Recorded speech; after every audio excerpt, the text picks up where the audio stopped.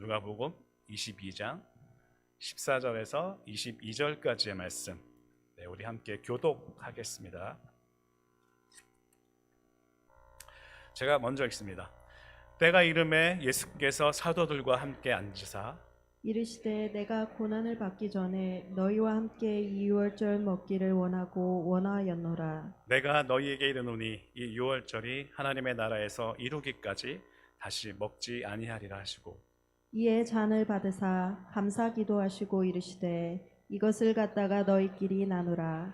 내가 너희에게 이르노니 내가 이제부터 하나님의 나라가 임할 때까지 포도나무에서 난 것을 다시 마시지 아니하리라 하시고, 또 떡을 가져 감사 기도하시고 떼어 그들에게 주시며 이르시되 이것은 너희를 위하여 주는 내 몸이라. 너희가 이를 행하여 나를 기념하라 하시고, 함께 있습니다.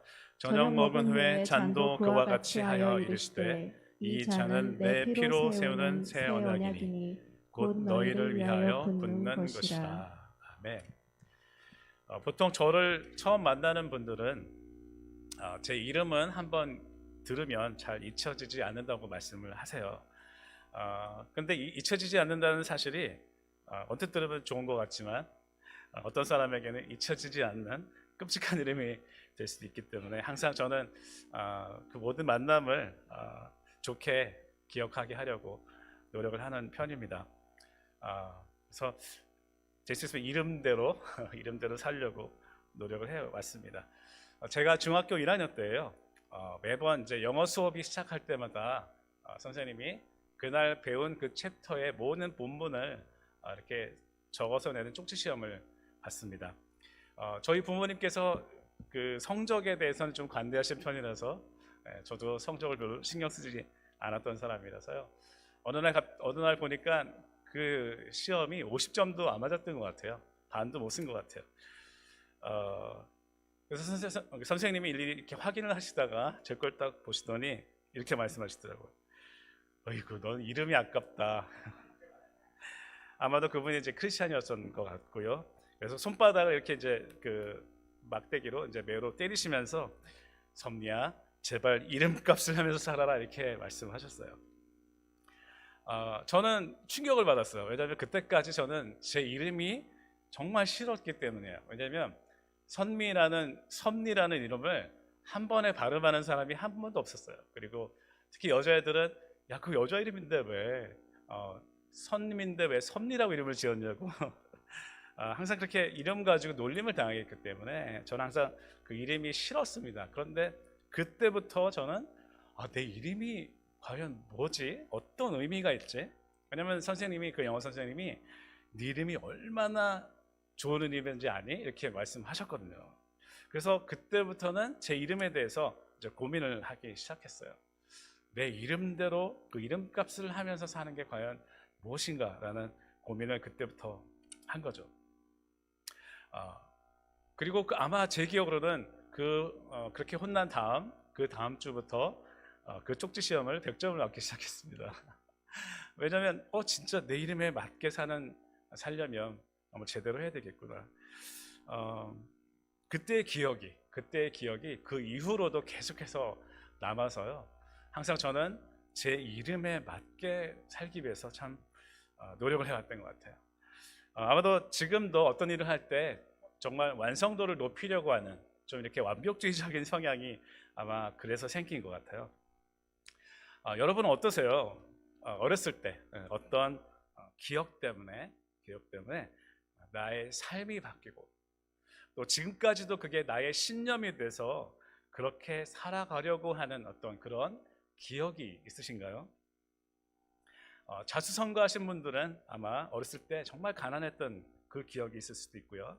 또 어떤 끔찍한 기억 때문에 트라우마가 생기기도 하셨을 수도 있고요.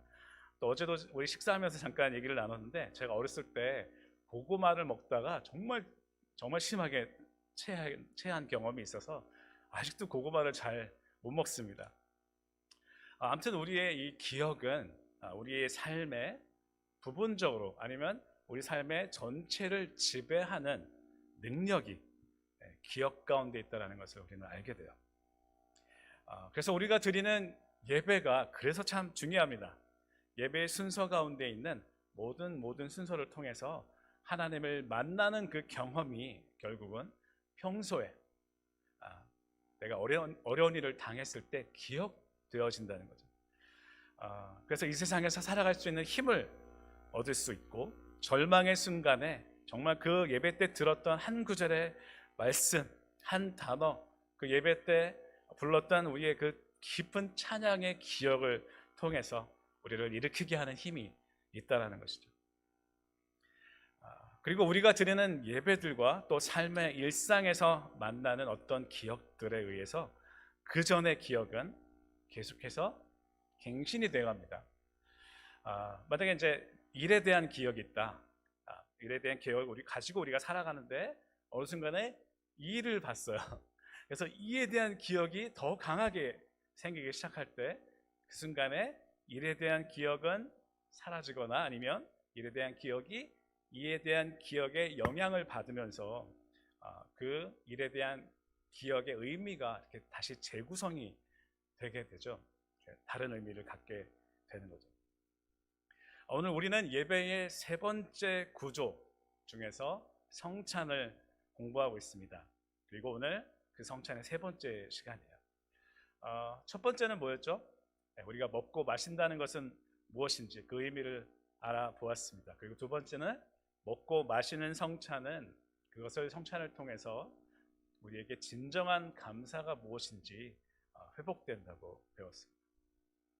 그리고 오늘은 먹고 마시는 것을 통해서 우리는 매 순간 무엇을 기억하게 된다는 거예요. 그리고 그 기억을 통해서 계속해서 그 기억을 경험하고 갱신해 갈 때마다 우리 삶은 계속해서 발전해 가고 우리 신앙도 계속해서 성장해 갈 수 있다는 거죠. 근데 이런 생각을 해보셨나요? 우리가 예배 때 우리의 기억을 계속해서 갱신한다. 예배를 통해서 새로운 기억을 계속해서 우리는 만나게 된다라는 생각을 해본 적 있으세요? 사실은 그것이 우리의 신앙을 형성해 갈 수 있습니다. 왜 우리의 신앙이 계속 제자리에 머물고 있느냐? 우리가 생각해 볼 때 그 새로운 기억이 생기지 않기 때문에. 어쩌면 내가 나의 신앙이 자라고 있지 못하는 사실조차 우리는 모르고 이 예배에 앉아 있을 수 있다는 것이죠. 인격적으로 계속해서 성숙하지도 않고 또 우리가 지금 계속 얘기하고 있는 사랑의 법칙으로 살아가지 못하고 있는데도 그 심각성을, 문제의식을 전혀 못 느끼고 또 예배할 수도 있다는 거죠. 정말 진정한 환대에 대해서 우리가 배웠고 진정한 사랑에 대해서 배웠는데 그렇게 살아가지 못하는 나의 모습에 심각성을 모르고 있는 우리의 모습이 있다는 것입니다. 그래서 오늘 이 성찬의 의미, 또 다른 의미, 정말 중요한 의미인데요. 이 기억의 능력을 회복하는, 먹고 마시는 이 성찬을 통해서 오늘 그리스도의 복음을 더 깊이 이해하고 그 복음을 통해서 계속해서 우리가 성숙해가는, 그래서 제자도의 삶을 살아내는 저와 여러분이 되시기를 정말 축복합니다. 그런 의미에서 지난주에 말씀을 혹시 기억하시나요? 잠시 옆에 계신 분에게 이렇게 한번 여쭤볼게요. 우리가 감사하는 이유가 뭔가요? 한번 여쭤볼까요? 네. 자, 기억나는 대로 한번 대답을 해보시죠. 우리가 감사하는 이유가 뭔가요? 저기 나왔네. 네, 그러면 이렇게 대답합니다. 왜냐하면 그 인자하심이 영원하기 때문입니다. 그래서 앞에 나와 있는 우리가 감사하는 기도 제목들이 있지만 정말 진정한 감사는 뭐라고 그랬죠? 그 뒤에 나오는 왜냐하면, 히브리어로 키라고 얘기하는 because, 왜냐하면 모든 감사의 이유는 그 인자하심이, 그 헤세드의 사랑이 영원하기 때문이라고 지난주에 배웠어요. 그것을 기억하는 것이 중요합니다. 그래서 우리가 전에 생각했던 그 감사가 어떻게 되었죠? 저 감사를 통해서 기억이 갱신됐잖아요. 그렇죠? 네. 감사의 내용이 이제 바뀌기 시작하는 거죠. 그게 성숙이라는 거죠. 오늘 본문을 보면 유대인들이 가장 중요하게 여기는 뭔가를 기억해야 하는 날이 왔다는 것을 알 수 있습니다. 그게 뭘까요? 오늘 본문을 보면 나와 있습니다. 예, 바로 유월절이죠. 그래서 유월절에는 지금도 유대인들은 보통 이제 구운 양고기를 먹고요, 그리고 쓴 나물을 먹습니다. 예, 그리고 mat자라는 그런 누룩이 들어가지 않은 그런 빵을 먹습니다. 무교병을 먹죠. 이것은 이 음식들을 통해서 무언가를 기억하려는 하나님의 명령이 있었다는 거죠. 양고기는 애굽을 나오기 전에 이제 문설주에 발랐던 그 양의 피를 이제 기념하는 거고요. 무교병은 마치 반죽할 시간이 없이 급하게 애굽을 나왔던 그 정도로 급하게 나왔다는 것을 기억하는 것이고요. 쓴 나물은 애굽에서 노예 생활하던 때의 그 고난을 기억하는 것입니다. 그리고 이제 거기에다 유대인들은 이제 전통적으로 포도주를 이제 추가했고요. 그래서 유월절이 뭔가요? 패스오버. 유월절은 출애굽하기 전에 어린 양의 피를 문설주에 발라서 그 문설주에 피가 발라져 있는 집은 천사가 그냥 건너뛰었다고 해서, 그게 없는 집은 들어가서 장자를 다 죽였고요. 그게 발라져 있는 히브리인들의 집에는 그냥 패스오버 했다고 해서 유월절입니다. 그냥 지나갔다고 해서 유월절이죠. 하나님이 유월절을 통해서 출애굽을 기억하라고 하신 이유는 뭘까요? 무엇을 기억하라고 하신 것일까요? 출애굽의 그 행위 자체, 우리가 출애굽했다는, 구원을 받았다는 그 행위 자체도 물론 기억을 해야 되지만, 그렇게 행하신 하나님을 기억하라는 것이었죠. 하나님이 어떤 분이라는 것을 기억하는 방식이었어요. 바로 유월절을 통해서, 유월절의 음식을 통해서. 이집트의 노예 생활, 그 가운데서 하나님의 백성의 부르짖음을 하나님께서 들으셨고 구원하신 하나님을 기억하는 것입니다. 그리고 그 하나님이 광야로 인도하시고 광야를 거쳐서 가나안 땅으로 들어갔고, 또 지금도 여전히 계속해서 우리의 삶을 주관하고 이끄시는 그 하나님, 그래서 우리에게 약속하셨던 그 언약을 결국 성취하시는 그 하나님을 기억하기 위해서 바로 유월절의 만찬을 먹었던 거죠. 그런데 예수님은 바로 그 유월절 저녁에 제자들과 함께 오늘 식사를 하고 계신 거죠.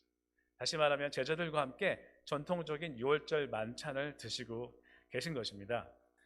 그래서 14절에 때가 이름에 예수께서 사도들과 함께 앉으셨어요. 자, 그 당시에 앉는다는 것은 거의 비스듬하게 이렇게 눕는 거죠. 아시죠? 이렇게 비스듬하게 누워서. 그래서 유월절 만찬 때 보면 유대인들이 그렇게 비스듬히 이렇게 눕듯이 해서 음식을 먹는다고 해요. 그리고 15절에는 이르시되 내가 고난을 받기 전에 너희와 함께 이 유월절 먹기를 원하였노라. 예수님께서 이제 곧 고난을 당하실 것을 아시잖아요. 이제 곧 돌아가실 것을 아시는 예수님께서 그들과 함께, 제자들과 3년 동안 동고동락했던 제자들과 함께 이 유월절 만찬을 먹기를 기다리셨다는 거예요. 원하고 원했도다. 반복하는 것은 정말 원하셨다는 거거든요. 얼마나 이 날을 기다리셨을까요? 이 시간을, 이 순간을 얼마나 기다리셨을까요? 잡히시기 전에 제자들과 함께 마지막으로 하게 되는 그 고별의 식사, 그리고 이제 그리고 천국에 가기 전까지는 이제 다시는 함께 할 수 없는 그 유월절 만찬, 예수님이 얼마나 정말 그 마음이 간절하고 그 시간이 얼마나 소중하게 여겨졌을까요? 그래서 너희와 함께 이 유월절 먹기를 원하고 원했다고 말씀하십니다. 그리고 16절에 보면 내가 너희에게 이르노니 이 유월절이 하나님의 나라에서 이루기까지 다시 먹지 아니하리라. 이제 곧 죽으실 것이기 때문에 이 유월절의 만찬을 하나님의 나라가 이루어지기까지, 다시 오시기까지 이제는 먹을 수 없다는 말씀이죠. 그 만찬이 상상이 되세요? 우리도 어쩌면 사랑하는 사람들과 헤어지기 전에 식사하잖아요, 그렇죠? 특히 한국 사람들은 정말 식사가 중요하잖아요. 그래서 헤어지기 전에 식사를 합니다. 지금 저희 아내가 이제 LA에서 이쪽으로 오기 전에 사람들과 친구들과 계속해서 식사를 하고 있어요. 그래서 저녁 때쯤 되면은 이제 그 페이스타임이 뜹니다. 그래서 전화가 와서 보면은 항상 이제 누구와 같이 이렇게 식사를 하고 있어요. 그러면서 이제 마지막 이별을 이제 식사를 통해서 그 시간을 소중한 시간을 나누고 있습니다. 예수님이 이제 곧 잡히실 것을 알고서 식사를 하는 것이니 얼마나 예수님께서 그 심정이 어땠을까 대충 우리는 짐작이 됩니다. 왜냐하면 아직도 철부지 같은 제자들, 예수님의 그 죽으심과 고난의 의미를 아직도 잘 모르고 있는 그 제자들, 정말 예수님께서 바라보시면서 얼마나 치근하셨을까 싶어요. 그 죽으심으로 이루실 그 하나님의 나라를, 그래서 그것을 통한 온전한 회복을 아직도 깨닫지도 못하고 있는 그 제자들에게 오늘 이 만찬을 통해서 어떻게 좀 더 잘 설명할 수 있을까? 어떻게 하면 깨닫게 할 수 있을까? 이런 마음은 아마 머릿속에 가득 차 있으셨을 거예요. 아마 저 같으면은 그런 생각이 있었으면은 아마 먹다가 소화가 안 됐을 것 같아요. 그리고 그 와중에 이제 예수님께서 6월절 절기의 만찬을 이제 계속 진행하십니다. 17절에 보면 이제 잔을 들어서 축복을 하시고요. 그리고 이 잔을 이제 돌아가면서 나누어 마시라고 말씀하십니다. 그리고 18절에는 아까 말씀하셨던 것처럼 이 포도주도 이제 하나님의 나라가 임할 때까지는 마시지 않을 것이라고 말씀도 하십니다. 그리고 나서 이제 계속해서 이제 식사, 빵을 주세요. 그 누룩 없는 빵, 맛자를 나누어 주십니다. 이제 전통대로 6월절 식사를 하고 계시는 거죠. 19절에 또 떡을 가져 감사 기도하시고 떼어 그들에게 주시며 이르시되 이것은 너희를 위하여 주시는 내 몸이라 너희가 이를 행하여 나를 기념하라 하시고 저녁 먹은 후에 잔도 그와 같이 하여 이르시되 이 잔은 내 피로 세우는 새 언약이니 곧 너희를 위하여 붓는 것이다. 그런데 가만히 보면 이 두 구절은 우리가 알고 있는 어떤 장면이 연상이 되죠. 바로 주의 만찬, 성만찬식이라는 것을 알 수 있습니다. 성만찬, 최초의 성만찬이죠. 떡을 떼어 주시면서 이것은 내 몸이라고 말씀하시고 그리고 너희가 이것을 행하여 나를 기념하라고 하십니다. 이 기념이라는 말은 다른 말로 하면 기억이에요. 기억하는 것이죠. remembrance죠. 그래서 여기에서 이제 아까 말씀드렸던 기억의 갱신이 일어나게 됩니다. 무슨 말이냐면 지금까지 6월절은 뭘 기억하는 거였죠? 출애굽을 통해서 하나님께서 우리에게 구원을 베푸셨다라는 것을 기억하는 거였어요.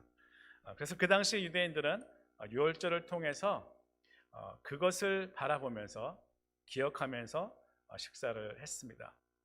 자신들 백성, 다시 말하면 유대인들을 구원하신 그 하나님을 기억했던 거죠. 그리고 당시에는 로마의 통치 가운데 있었기 때문에 뭘 소망하면서 했을까요? 메시아가 나타나서 이 출애굽과 같은 구원을 다시 한번 로마로부터 구원을 해주실 것을 소망하면서 이 6월절 식사를 했을 것입니다. 그래서 결국에는 그렇게 해서 메시아를 통해서 약속을 성취하실 하나님을 기억하는 것이었죠. 근데 그 기억의 장소에서, 그 유대인들의 기억의 장소에서 예수님께서는 제자들에게 앞으로는 새로운 기억을 하라고 말씀하시는 거예요. 기억의 갱신이 일어나는 것이죠. 그래서 이 떡을 통해서 이제는 6월절의 어린 양고기를 생각하는 것이 아니라 6월절의 어린 양과 같이 십자가에서 돌아가신 그 예수 그리스도의 몸을 기억하라고 말씀하십니다. 기억의 갱신입니다. 그리고 20절에서도 떡을 먹은 후에 잔을 주시면서 이 잔은 내 피로 세우는 새 언약이라고 말씀하셨어요. 우리를 위해서 십자가 위에서 부으시는 그 피로 예수 그리스도는 새 언약을 세우셨다는 것이죠. 다시 말하면 우리를 온전히 회복하시기 위한 그 하나님의 언약을 십자가를 통해서 성취하시겠다고 말씀을 하시는 것입니다. 그래서 그 잔을 마실 때마다 그리스도의 피를 기억하고 그 피를 통해서 우리를 온전히 회복시키시는 그 하나님의 언약을 기억하는 거예요. 우리가 지금 하는 성찬은 그것을 기억하는 것입니다. 예수님은 그래서 6월절 만찬, 즉 유대인들의 구원을 의미하는 그래서 출애굽을 기억하는 유월절의 식사 자리에서 이제는 유대인만이 아니라 누굴 구원하신다고요? 온 세상을 구원하시는, 유대인만이 아니라 온 세상을 구원하시겠다는 그 약속을 선포하시게 되는 거예요. 무엇을 통해서? 십자가를 통해서. 그래서 유대인을 위한 그 유월절을 통한 유대인을 위한 그 기억과 온 세상을 위한 성만찬이 만나는 곳, 이렇게 오버랩되는 곳이 바로 이 만찬이었다는 것이죠. 이 유월절의 만찬. 그래서 예수님께서는 새로운 약속을 주시면서도 유월절, 이 유대인의 전통도 존중하셨어요. 그래서 존중하시면서도 전통을 통한 그 기억을 연결시키시는, 그리스도의 새로운 기억으로 연결시키시는 자리가 바로 그 만찬이었다는 거죠. 기억을 갱신하는 자리였다는 거예요. 우리는 지금 그걸 알고 있고 지금 당연하게 받아들이고 있지만 그 당시에 있어서는 이해할 수도 없는 정말 놀라운 그런 자리였다는 거예요. 그런 선포였다는 거예요. 유대인들이 자기들만의 하나님이었고 자기들을 구원하신 하나님이었는데 이제 예수님께서는 온 세상을 구원하시기 위해서 온 세상의 구원을 선포하고 계신 거죠. 정말 놀라운 시간이 바로 이 성찬의 시간인 것입니다. 우리가 전에 가지고 있었던 수많은 기억들이 있어요. 나의 죄악의 기억들이 있고 또 내가 죄인이기 때문에 가지고 있는 습성들이 그런 기억들이 안에 있는데 그 모든 기억들이 그리스도의 몸과 피라는 기억으로 새롭게 갱신되는 시간이 바로 성만찬의 시간이라는 거예요. 우리 침례교회에서는 주의 만찬이라고 보통 얘기를 합니다. 그래서 이제는 우리가 이제 선포하는 건데 뭘 선포하냐면 전에는 우리가 계속 제가 말씀드리죠. 힘의 원리로 살아가던 우리들이 이제는 사랑의 원리로 살아갈 수 있도록 그리스도의 몸과 피를 통해 그 고난과 희생과 죽으심을 통해 하나님의 그 헤세드의 사랑, 아까 말씀드렸던 왜냐하면 그 인자하심이라고 표현되었던 그 헤세드라는 히브리어 단어가 있었잖아요. 우리를 향한 그 끝없는 사랑, 그게 얼마나 큰지를 기억하는 자리가 바로 성만찬의 시간이라는 것입니다. 그리고 지금까지 유월절을 통해서 기억했던 그 하나님의 창조와 언약과 그리고 회복을 계속해서 이어서 이제 예수 그리스도를 통한 앞으로의 온전한 회복 그리고 예수 그리스도께서 다시 이 자리에 오심으로 그 모든 구원을 완성하실 때까지 변함없이 주님께서 우리와 동행하신다는 사실을 기억하는 것 그리고 우리에게 주신 그 삶을 살아내는 것이 바로 성찬을 통해서 다시 한번 기억되고 다짐되는 그런 시간인 것이죠. 그래서 사실 이 성찬과 유월절이 서로 연결된다는 사실이 정말 중요한 것입니다. 다시 말하면 구약과 신약이 이어지게 되고요. 우리의 감사가 지난주에도 말씀드린 것처럼 천지 창조부터 시작해서 그리고 그 뒤로 계속해서 역사하시고 언약해 주시고 회복해 주시고 구원해 주시고 그리고 예수님이 오실 때까지 그 모든 기억들을 가지고 그 기억을 되새기는 그날이 그 시간이 바로 성찬의 시간입니다. 그런데 이제 중요한 것은요. 예수님이 말씀하신 그 기억이라는 그 뜻은 우리가 머릿속으로만 기억하는 것이 아니에요. 기억이 갱신되었고 이제는 우리가 알았잖아요. 이제 유월절의 그 기억에서 이제는 예수님의 그 성만찬의 기억으로 우리가 바뀌었다, 갱신이 되었다는 것을 우리가 이제는 알았어요. 그렇죠? 알고 있는데 그 기억하라는 예수님의 의미는 그냥 머릿속으로만 기억하라는 것이 아니라 우리의 삶의 변화를 촉구하고 계신 거예요. 우리 삶의 방향성이 이제 수정되어야 된다. 지금 우리가 대림절 말씀을 이제 매일 묵상에 제가 올리고 있는데 거기도 어떤 말씀이 있냐면 새로운 것을 받아들인다는 것은 이제 우리가 변화해야 될 것에 저항하는다는 그런 말씀을 하고 있습니다. 이제 예수님께서 하셨던 그 행동, 이것을 행하여 나를 기억하라고 하셨는데 그 행한 그것을 우리가 삶 가운데서 이제 실제적으로 구체적으로 행하는 것을 기억이라고 말씀하시는 거예요. 19절에 보면은 그 예수님의 행하셨던 네 가지의 행동이 나오고 있습니다. 다시 말하면 네 가지의 동사가 나오는데요. 자, 떡을 가지고 어떻게 하시냐면 처음에 일단 떡을 가지셨어요. 영어로는 take 하셨습니다. 그리고 두 번째는 감사기도 하셨어요. 네, give thanks. 그래서 give thanks라는 단어가 들어가고 세 번째는 어떻게 했죠? 떼셨어요. 네, break 하셨습니다. 네 번째는 주셨어요. 네, give.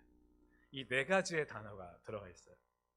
그래서 예수님께서 이것을 행하라는 말은 이 네 가지의 행동이 우리의 삶 가운데에서 계속 직접 행함으로 우리의 삶 가운데서 행함으로 그리스도를 기억하라는 말입니다. 근데 그 네 가지의 의미가 뭘까요? 한번 짚어보기를 원해요. 첫 번째는 이제 가지는 거, 테이크하는 거예요. 가져서 이제 취하는 거죠. 뭘 가지나요? 예수 그리스도께서 가지신 그 떡은 뭘 의미했나요? 예수님의 몸이었습니다. 몸의 어떤 한 부분이었나요? 아니에요. 몸의 전부를 가지셨다는 거죠. 몸의 일부분이 아니라 몸 전체를 다 모두 나눠주셨다는 거예요. 두 번째는 감사인데요. 이것은 보통 감사라는 것은 지난주에도 말씀드렸지만 내가 어떤 얻은 것, 소유한 것에 대한 감사를 지금까지 드렸다면 사실 이 감사는 어떤 감사냐면 내가 소유한 것을 나눌 수 있는 것에 대한 감사예요. 네. Thanksgiving이라는 말은 하나님께 우리에게 주셨다는 것도 의미하지만 우리가 가지고 있는 것을 남에게 나누는 감사를 이야기합니다. 그래서 예수님께서 식사하실 때마다 이 네 가지의 동사가 들어갔어요. 오병이어 가운데 들어갔었죠. 네, 오병이어를 어떻게 하셨죠? 가지시고 감사, 축사하시고, 축사가 이제 감사기도죠. 축사하시고 그리고 떼시고 나눠주셨죠. 예수님은 매 식사 때마다 이미 그것을 행하고 계셨다는 거예요. 다시 말하면 우리도 이제 매 식사 때마다 우리 일상 가운데서 그것을 행해야 된다는 거죠. 내 소유를 이제 나누는 감사를 드려야 된다는 거죠. 세 번째는 떼는 거죠. 자, 이제 이렇게 쪼개는 것입니다. break 하는 거죠. 우리에게 더 익숙한 것은 모으는 거예요. 가져오는 거죠. 쌓는데 우리는 더 익숙하죠. 그렇죠? 우리의 삶이 사실은 쌓기 위해서 살고 있지 않나요? 네, 재물도 그렇지만 모든 인간관계라든지 뭐 음식이라든지 우리는 계속 쌓으려고 노력하는데 예수님께서는 그것을 쪼개십니다. 그리스도는 그 몸을 이 빵과 같이 쪼개셨어요. 주기 위해서. 그래서 이 쪼갠다는 단어가 등장하는 이제 성경 구절이 있습니다. 이 쪼개는 것에 대한 의미가 혹시 여러분 언약을 고대 근동에서 언약을 어떻게 세웠는지 그 절차를 아시는 분이 계세요? 고대 근동에는 두 사람과 서로 어떤 언약을 할 때, 어떤 언약을 체결할 때 어떻게 했냐면 정말 중요한 언약은 목숨을 걸고 했어요. 그래서 창세기 15장에 보면 어떤 말씀이 나오냐면 여호와께서 그에게 아브라함에게 이르시되 나를 위하여 3년 된 암소와 3년 된 암염소와 3년 된 숫양과 산 비둘기와 집 비둘기 새끼를 가져오라고 말씀하세요. 자, 그 당시에 일단 아브라함이 하나님께 어떤 질문을 했길래 이렇게 말씀하셨냐면 아브라함이 하나님께서 아브라함에게 수많은 자손을 약속하셨고 땅을 약속하셨잖아요. 주시겠다고. 그러자 아브라함이 이렇게 묻습니다. 그걸 어떻게 알 수 있냐고. 그 약속을 어떻게 알 수 있냐고. 그러자 하나님께서 그 짐승들을 가져오라고 말씀하시니까 언약을 이제 체결하려고 하시는 거죠. 그래서 아브라함은 그 얘기를 금방 알아들었죠. 왜냐하면 그 당시에 언약을 체결하기 위해서는 그 짐승들을 가져왔기 때문에. 그리고 어떻게 합니까? 그것을 아브라함이 그 모든 것을 가져다가 그 중간을 쪼갰어요. 그리고 그 쪼갠 것을 서로 이렇게 떨어뜨려 놓고 마주해 놓고요. 이제 어떻게 하는 거죠? 그 언약을 체결하는 당사자 두 사람이 그 사이를 지나가는 거예요. 그게 언약의 체결하는 거예요. 언약을 체결하는 과정이에요. 다시 말하면 그건 뭘 의미하는 걸까요? 두 사람이 쪼갠 짐승들 사이로 지나간다는 것은 뭘 의미하는 걸까요? 만약에 우리 둘 중에 그 언약을 어기는 사람이 있을 때에는 그 짐승들과 같이 죽임을 당한다는 의미예요. 그 언약을 목숨을 걸고 지킨다는 의미를 이렇게 언약을 체결하는 과정을 통해서 했다라는 것이죠. 자, 하나님께서 아브라함과 하셨던 그 언약은 무엇인가요? 그래서 여기 보면은 17절에 해가 져서 어두울 때에 연기나는 화로가 보이며 타는 횃불이 그 쪼갠 고기 사이로 지났다고 말씀하세요. 아브라함은 당사자인데도 그 불을 통과하지 않았어요. 그 짐승들을 통과하지 않았어요. 뭐가 통과했어요? 불만 통과했어요. 다시 말하면 그 불은 하나님을 의미하거든요. 다시 말하면 그 언약을 우리 인간은 결국엔 지킬 수 없다라는 것을 하나님이 아시기 때문에 인간이 거길 지나가게 되면 결국 죽을 거라는 것을 알기 때문에 하나님께서는 자기 스스로 혼자만 지나가십니다. 그래서 그렇게 언약을 세우셨던 것입니다. 그래서 그 쪼갠다는 단어를 사용한 거예요. 자, 그래서 어떻게 됐죠? 결국 우리 인간은 그 언약을 지키지 못했어요. 불순종하고 하나님을 떠났어요. 그 언약이 깨어졌어요. 그래서 어떻게 했죠? 하나님께서 그 언약을 다시 갱신하시기 위해서 어떻게 하셨죠? 그 불 속으로 짐승들 틈으로 지나갔다는 것은 내가 죽겠다는 의미였잖아요. 그럼 어떻게 해야 돼요? 하나님이 어떻게 하셔야 돼요? 언약이 깨졌으니까 하나님이 죽으셔야 되는 거예요. 그렇죠? 그래야 그 언약이 갱신되잖아요.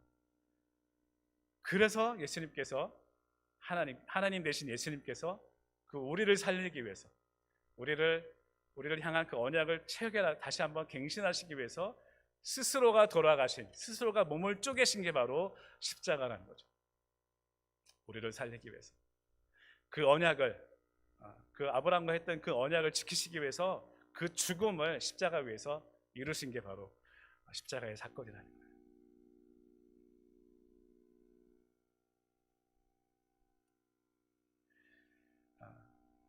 자신을 쪼개신 예수 그리스도, 그렇게 해서 자신을 쪼개서 우리를 살리신 그 예수 그리스도, 그것을 기억하라는 것입니다. 성찬에 그 떡을 쪼개므로 예수 그리스도의 쪼개진 그 몸을 기억하라는 거예요.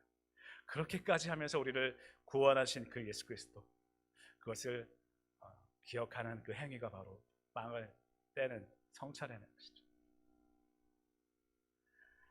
그래서 자신의 것을 취해서 감사하며 또 쪼개서 나누는 것, 이 네 가지의 행위를 우리가 직접 행함을 통해서 우리의 삶 가운데서 그렇게 행함을 통해서 그것을 나의 몸과 같은 이 빵을 나눔을 통해서 그리스도를 기억하는 삶을 살아가는 것이 바로 예수님께서 오늘 하신 그 기억하라는 말씀이에요.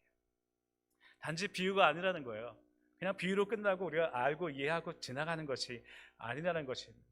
우리의 구체적인 행동을 촉구하는 그런 말씀이에요. 그런데 이 네 가지 동사에 특이한 점이 있는데요, 모두 다른 사람들을 위해서 하는 행위라는 거예요. 그리스도인들은 자신을 위해서 소유하는 것이 아니라 남을 위해서, 남에게 나누어 주기 위해서 소유한다는 사실을 말씀하고 있는 것입니다. 나누기 위해서 내 삶과 내 소유를 취하고 감사하고 쪼개고 그렇게 해서 나눠주는 것이 바로 그리스도를 기억하는 사람들의 삶이라는 것을 오늘 우리는 깨닫기를 원해요. 예수님은 이미 그 삶을 통해서 그것을 행하셨습니다.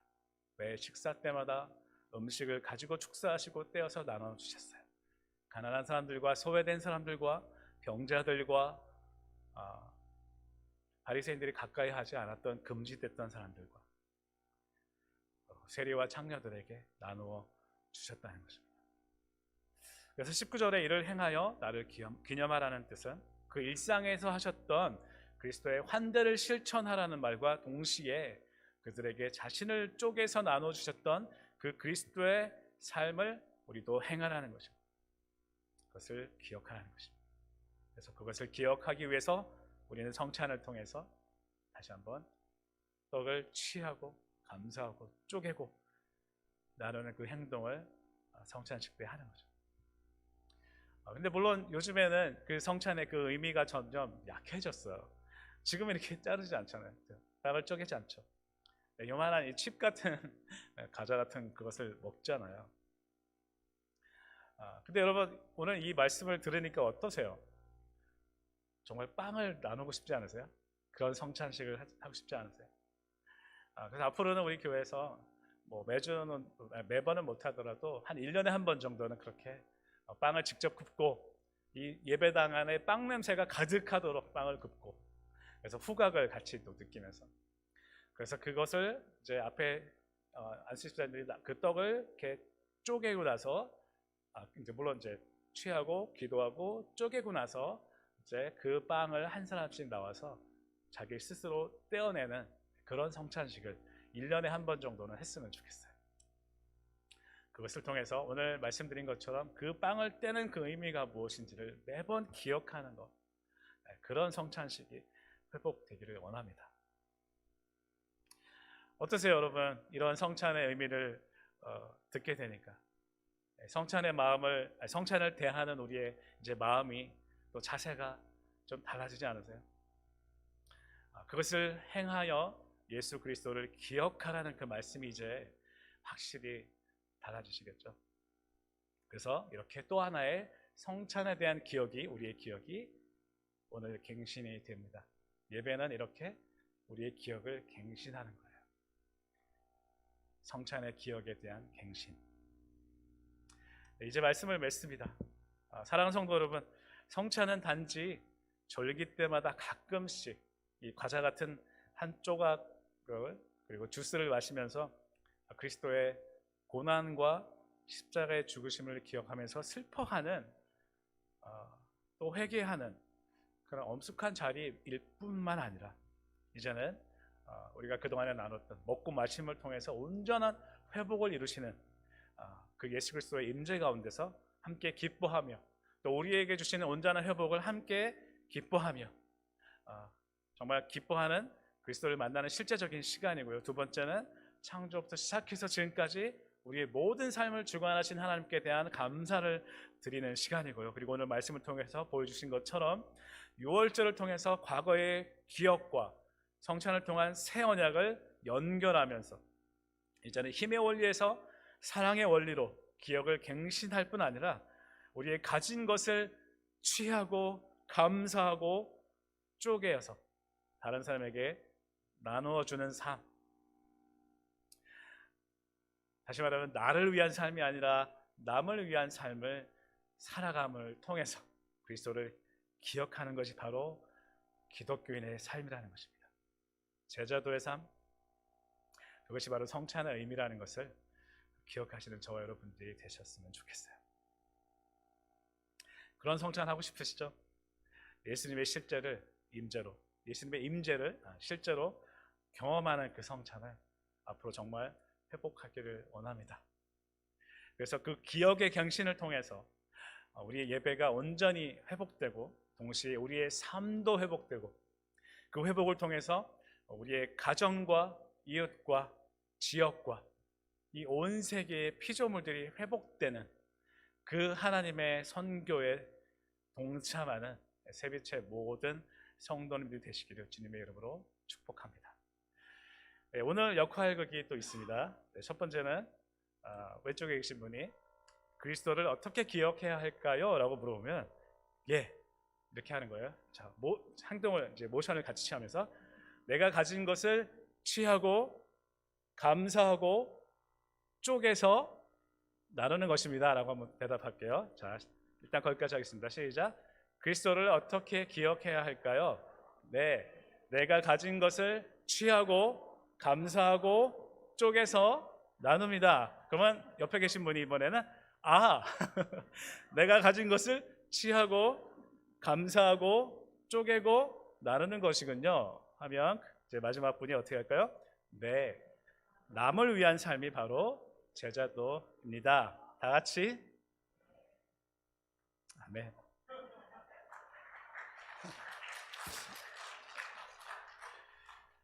그런 새벽교회가 됐으면 좋겠어요. 우리 함께 찬양하시면서 오늘 말씀에 반응하기를 원합니다.